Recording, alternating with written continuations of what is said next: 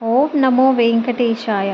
తిరుమలలో స్వామివారికి ప్రతిరోజు మట్టి పాత్రలోనే నైవేద్యం ఎందుకు పెడతారో ఈ వీడియోలో చూద్దాం. తొండమాన్ చక్రవర్తి ప్రతిరోజు తిరుమలలో స్వామివారికి బంగారు పూలతో స్వయంగా తానే పూజ చేసి అర్చన చేసేవాడు. ఇలా కొద్ది రోజులు అలాగే పూజ చేస్తూ ఉండగా తొండమాన్ చక్రవర్తి కొంతకాలానికి తానే స్వామికి బంగారు పూలతో పూజ చేస్తున్నానని గర్వం వచ్చింది. స్వామికి తానే మహాభక్తుడని, తనంతటి భక్తుడే లేడని, తానే కేవలం బంగారు పూలతో పూజ చేస్తున్నాడని చాలా గర్వం వచ్చేసింది. తాను కట్టిన స్వామివారి ఆలయానికి తలలు వంచుకొని బ్రహ్మాది దేవతలు కూడా రాత్రి వచ్చి పూజలు చేస్తారు అని భావించేవాడు.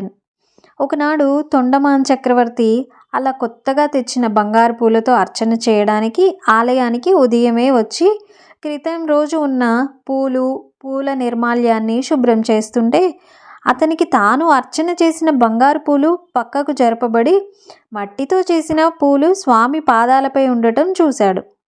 బంకమట్టి అంటుకున్న తులసి దళాలు కూడా ఉన్నాయంట.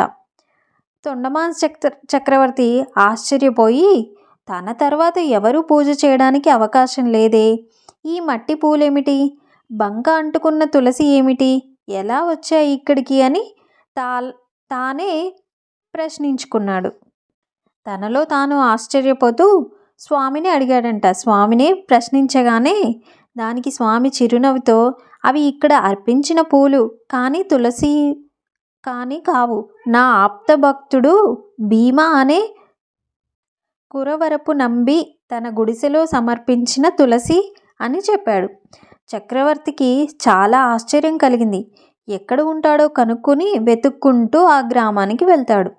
చిన్న పూరి గుడిసె, బయట కుమ్మరి, మట్టితో చేసి ఎండబెట్టిన మట్టి కుండలు, మూకుళ్ళు, ఎవ్వరూ లేకపోవడం చూసి గుడిసెలోకున్న చిన్న తలుపు తీసుకొని వంగి గుడిసెలోకి ప్రవేశిస్తుంటే చూరుకి తగిలి అతని రత్న కిరీటం కింద పడిపోయింది. ఆ అలికిడి విన్న భీమ పూజ చేస్తున్న వాడల్లా లేచి రాజును చూచి ఆదరంగా ఆహ్వానించాడు.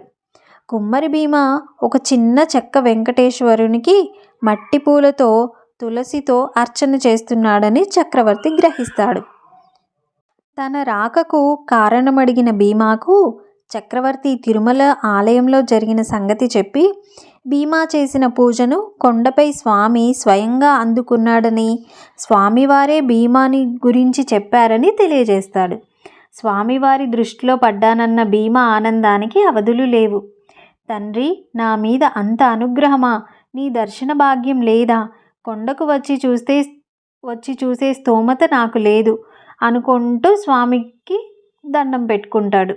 అలా అనుకుంటూ ఉండగానే స్వామి ప్రత్యక్షమవుతాడు. భీమా స్వామికి సంభ్రమాశ్చర్యాలతో సాష్టాంగ నమస్కారం చేస్తాడు. స్వామి ప్రత్యక్షమై, భీమా ఆకలిగా ఉందయ్యా, తినటానికి ఏమైనా పెట్టు అని అన్నాడు.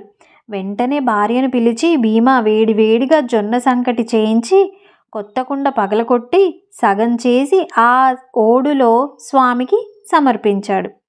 ఆరగించిన స్వామి తృప్తి పొంది మోక్షానికి వెళ్ళమని విమానం తెప్పించి ఆ దంపతులను పైలోకాలకు పంపి మోక్షాన్ని ఇస్తాడు. ఇదంతా ప్రత్యక్షంగా చూస్తున్న తొండమాన్ చక్రవర్తి భగవంతునితో నా విషయం ఏమిటి అని అడిగాడు. దానికి స్వామి చిరునవ్వి నవ్వి, నీ సాధన ఇంకా పూర్తి కాలేదు, అభిమానం, మత్సర్యం, గర్వం నీవింకా జయించాలి, నీకు విముక్తి వచ్చే జన్మలోనే అని అంతర్ధానమయ్యాడు శ్రీనివాసుడు. దానితో తప్పు తెలుసుకున్న రాజు పశ్చాత్తాపంతో తన నివాసానికి తిరిగి వెళ్ళి భక్తి శ్రద్ధలతో స్వామివారిని, వారి భక్తులను సేవించడం మొదలుపెట్టాడు. బ్రహ్మాది దేవతలు తాము కట్టించిన గుడికి తలలు వంచుకుని వస్తారన్న ఆలోచన రావడమే భీమా గుడిసెలో తన కిరీటం చూరుకి తగిలి కింద పడిపోవడం, తాను పూర్తిగా ఆ భక్తుడి గుమ్మంలో తల వంచడానికి కారణాలుగా గుర్తించి తనకు పాఠం నేర్పడానికి స్వామి ఈ లీల చేశాడు అని అర్థమవుతుంది. అందుకు తొండమానుడు వృద్ధాప్యంలో తిరుమల వెళ్ళి స్వామి దర్శనం చేసుకునే శక్తి లేనప్పుడు అతని ఇంటికి స్వామి దేవేరులతో వచ్చి కూర్చొని అతని సేవలందుకొని అనుగ్రహించాడు. కాళహస్తి ఏర్పేడు మధ్య ఉన్న తొండమానుడు గ్రామంలో ఆ స్వామివారికి దేవేరులతో చూడవచ్చు. భీమా స్వామివారికి సమర్పించిన నైవేద్యానికి చిహ్నంగా ఈనాటికి కూడా ప్రతిరోజు తిరుమల ఆలయంలో కొత్త కుండలు సగంగా పగలకొట్టి అందులో ఓడు నైవేద్యం ఈనాటికి సమర్పించడం ఇక్కడ సాంప్రదాయం. మిగతా నైవేద్యాలన్నీ కులశేఖరపడి అవతల శయన మందిరంలో ఉంచి నైవేద్యం చేస్తే ఈ ఓడు నైవేద్యం మాత్రం గర్భాలయంలో స్వామివారికి నేరుగా అర్చకులు సమర్పించడం విశేషం.